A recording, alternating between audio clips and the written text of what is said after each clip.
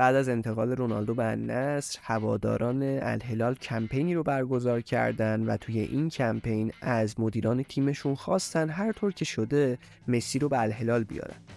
شاید این کمپین اون زمان مضحک به نظر می رسید، ولی با نزدیک شدن به آخرای فصل و تموم شدن قرارداد مسی با پاریس سن ژرمن، همچنین نشست‌های مختلفی که مدیران الهلال با ایجنت مسی داشته، این شایعه داره به واقعیت نزدیک میشه. توی این ویدیو قراره به بررسی جوانب مختلف این انتقال بپردازیم.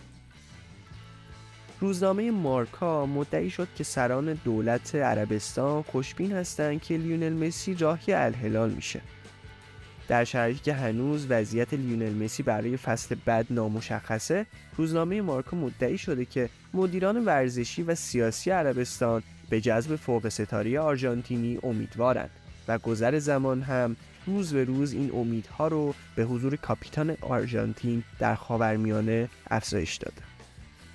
در گزارش مارکا اومده تقویم رو به جلو پیش میره و خوشبینی هم افزایش پیدا میکنه. عربستانیان متقاعد شدن که لیونل مسی قراره که در چند روز آینده و به محض پایان فصل در فرانسه بازیکن الهلال بشه.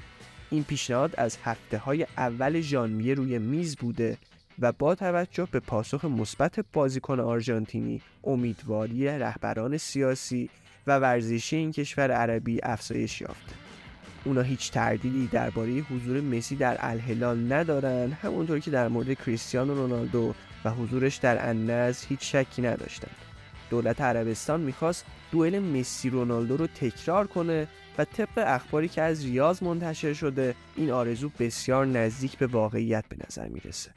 پیشنهادی که مسی دریافت میکنه بالاتر از پیشنهادیه که توسط فوق ستاره پرتغالی امضا شده و کمی بیشتر از 300 میلیون یوروه. حضور تعداد بیشتری از بازیکنان مرتبط با فوتبال اسپانیا در تیم‌های بزرگ عربی یکی از بزرگترین رقابت‌های نقل و انتقالات تابستونی رو به خودش اختصاص داده. بوسکتس، جوردی آلبا، ناچو، بنزما، مودریچ و حتی آلوارو موراتا از جمله نام‌هایی بودند که در هفته‌های اخیر به تیم‌های عربی لینک شدند، اما همگی اونا نسبت به حضور مسی در عربستان در اولویت دوم قرار دارند. خوشبینی اعراب در تضاد با انتظار و وقفه‌ای که اطرافیان مسی میخوان در مورد آینده اون انجام بدن. چیزی شبیه به اون چه که با کریستیانو رونالدو و تا چند روز قبل از آخرین سفر اون به ریاض رخ داد.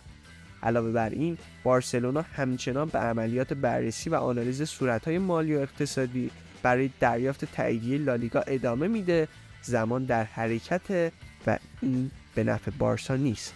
پیشنهاد اقتصادی این تیم عربی به اونچه که بارسلونا میتونه ارائه بده ربطی نداره. عامل احساسی برای بازگشت به لباس بلوگرانا سنگینی میکنه، اما اصرار دولت عربستان میتونه مسی رو متقاعد کنه که راهی تیم سعودی بشه. نظر شما در مورد این انتقال چیه؟ به نظرتون مسی بالاخره بازیکن الهلال میشه یا به خونه خودش بارسلونا برمیگرده؟